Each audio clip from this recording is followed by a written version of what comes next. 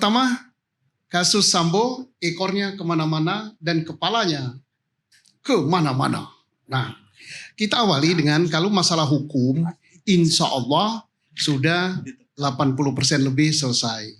Kalau Bu Putri sudah dilimpahkan, syukur kalau nanti hasil perundingan hasil konsultasi dengan JPU tidak P19, tapi bukan berarti tidak P19 itu merupakan strategi menggampangkan masalah.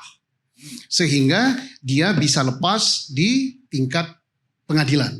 Tapi karena betul-betul koordinasi di bawah tangan, tidak formal bolak-balik berkas, tapi memberikan petunjuk yang benar, memberikan pemahaman yang benar, sehingga di pengadilan betul-betul terbukti. Itu satu. Yang kedua, forumnya Pak Karni ini melebihi daripada forumnya Mahkamah Agung, atasannya pengadilan. Siapa yang gak gatal telinganya kalau ELC sudah ngomong? Ya, bukan gatal lagi, gak bisa tidur. Presiden Indonesia, Presiden G20 6 kali Pak baru didengar.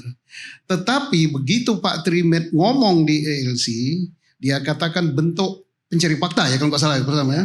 Pencari fakta, nonaktifkan ini dan seterusnya dan seterusnya. Tarik berkas ke Mabes. Dulu berkasnya di Polda Metro. Polres Pak. Di Polres gitu, bayangkan. Sehingga ditarik, didengar. Berarti ini satu tingkat di atas forum resmi Pak. Nah, kita kawalnya bagaimana? Kawal dengan media sosial, forum sosial, civil society. Kemudian caranya begini, dan insya Allah kalau pengawalannya bagus, kita masukkan, ada yang salah kita kritik lewat media sosial. Kemudian kita lemparkan juga kepada DPR, karena DPR ini kepanjangan tangan kita untuk berpolitik secara resmi.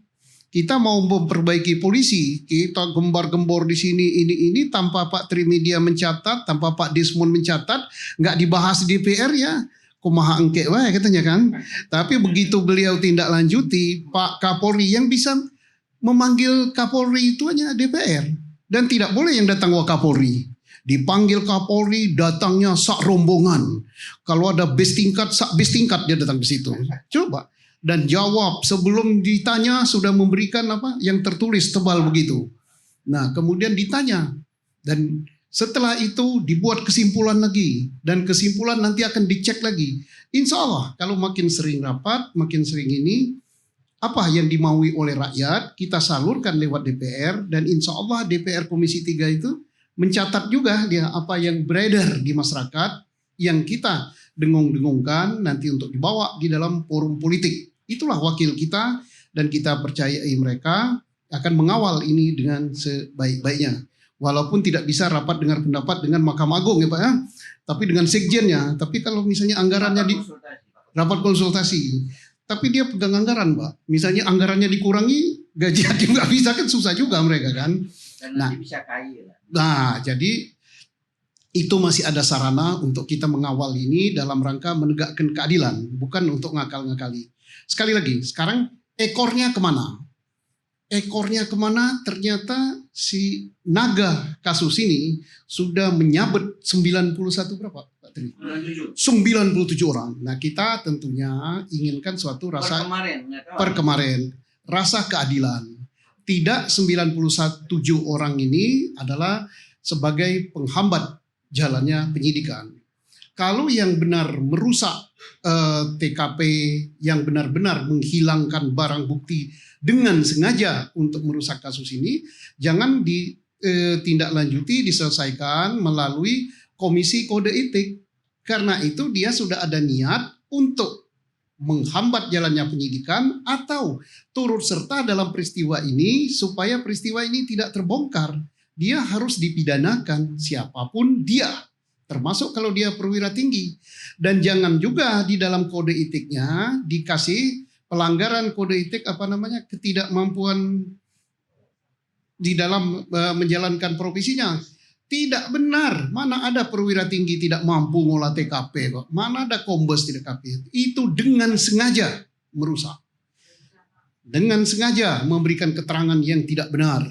Jadi bukan kita jangan terlena, wah ini ketidakmampuan mengelola TKP, mana ada cerita, kecuali kalau Barada tidak mampu, iya, tapi Jenderal pasti mampu, Kombes pasti mampu.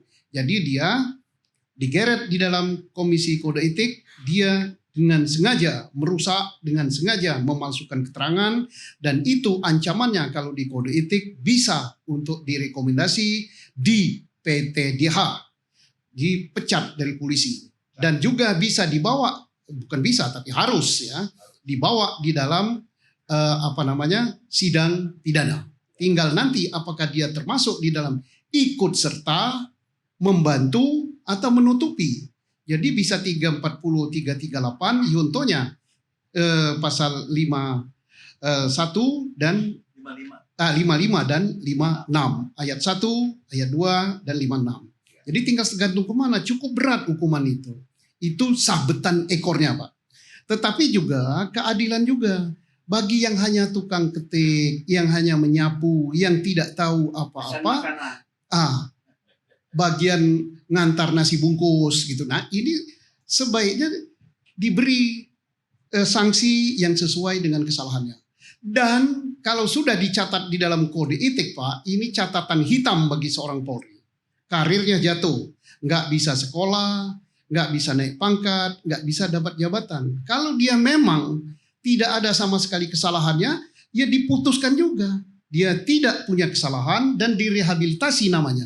Sehingga jabatannya bisa dipulihkan lagi, kemudian mengikuti pendidikan tidak terhambat, dan juga untuk naik pangkat tidak terhambat. Itu untuk yang terkena Komisi Kode Etik.